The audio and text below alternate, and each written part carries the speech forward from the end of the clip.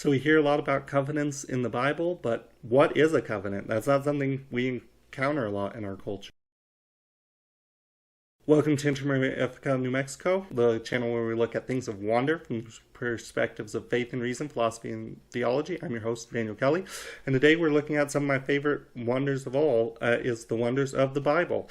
And in the Bible, we come across this term. I think it's the central theme of the Bible is covenant, right? That's what we name the two halves of the Bible, Old Testament and New Testament. That's the Old Covenant and the New Covenant. That's what it's named after. But what does covenant mean? I've been asked this by some of my long-term supporters, and this channel, one of the reasons I started it is because some of my older students asked me, hey, you didn't record your lectures and some of this stuff we'd like to watch you talk about again that you talked about in class. Maybe you could do some videos on that. And that's one of the main reasons I started this channel. And one of the questions I'd often get in my History of Christianity course was about what is a covenant? That's not something we encounter a lot. So I want to answer that today. What is a covenant in just a really simple way?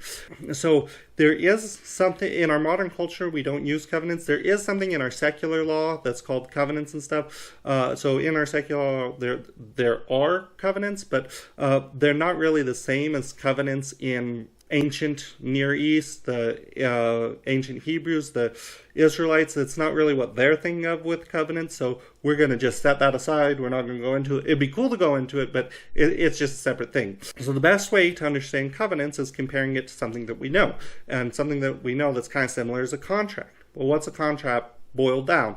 It's an agreement between two or more parties, but usually two or more parties. It's an agreement where we're going to exchange goods and its terms are enforceable by the state. That's usually what how you describe a contract, right? So I'm going to give you my time, let's say, that's a good that I have, and you're going to give me wages, you're going to give me money. And if I don't do it, the state can come in and, like, if you don't give me my wages for the work I did, I can sue you. And the state has provisions to deal with that. Or if I don't give you I say I'm going to work for you for a full day, but I actually don't, well, then there's provisions in secular law that can be enforced against me. So a covenant is like a contract, but different.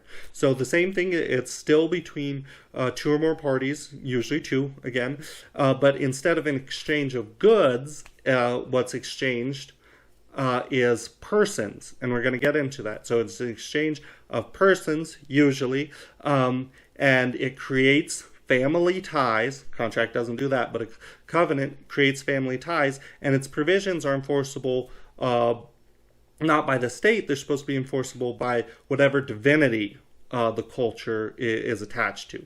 The modern covenant that we're familiar with is marriage, and so you see it's an agreement between two people. I'm going to stay with you, I love you, we're going to create a family, and it creates family ties. Your in-laws are your family, right? So it's creating family time, and it's not exchanging goods. You're not like, here wife, here's some money, and then you'll do this for me. That'd be prostitution. That's bad. No, it's I'm giving myself to you. So see, that's makes sense, kind of like a covenant.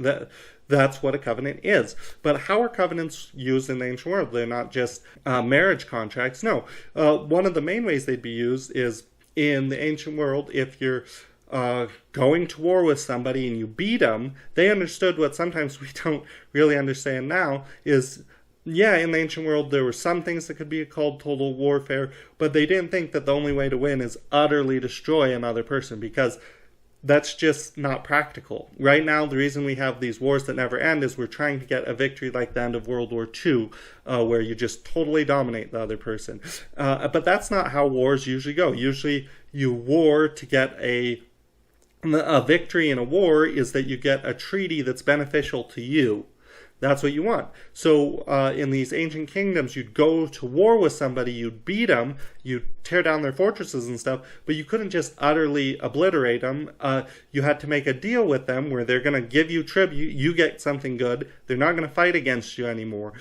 So that's another good thing, and then the war's over. You can't just have infinite guerrilla warfare like we do nowadays, because we're just trying to get total wins. That's how countries fight wars now, and it just leads to infinite wars that don't stop.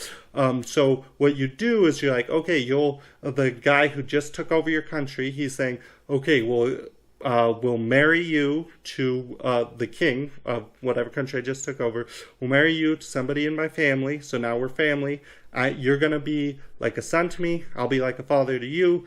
You need to give me, you have these provisions that you need to do. You're not going to attack me, for example. And if you break any of these provisions, then the gods that you hold to be important and I hold to be important are going to do all these curses, and we'll agree to which curses and stuff they'll do. So that's kind of like the main way covenants were used in the ancient world. So let's look, okay, let's take that from a broad perspective. What does that mean for me as a Christian?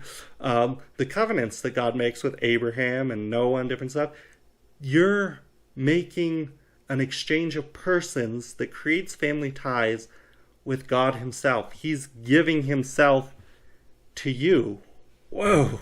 He's giving himself to Abraham. He's giving himself to Noah, and they're giving themselves to him. And who's supposed to enforce the clauses of this? Well, for ancient pagan, non-Jewish people, it'd be, okay, whatever gods they believe in. But who's the God that the Jewish people believe in? Well, it's the real God, God himself. So he's saying, I'm going to enforce these provisions of this covenant. Okay, and that's why we get all these covenant curses that have to be dealt with. There's all these bad things that are supposed to happen when human beings break the covenant, and guess what? Every single covenant God makes throughout the Bible, we break it. So that has to be dealt with some way, and Jesus is the one that deals with it. So then in the final covenant, the kind of theme of the whole Bible is the covenant in Jesus' blood, where Jesus is now that mediator of the new covenant, right, as St. Paul says. He's the one, and he's not going to break it, so there are no covenant curses with the final covenant, right, because Jesus stands in for humanity. So, great. Well, we can break it personally by separating ourselves from Jesus, but Jesus isn't going to break it with God, so that's great. So there's an exchange of persons. We give ourselves to God. God gives himself to us in Jesus. Wow, it creates family ties. You're now God's adopted son, his adopted daughter. Whoa, that's amazing. That's kind of what Christianity is all about, is becoming part of God's family through a covenantal relationship. Hope that was helpful for you. You have a good day. God bless.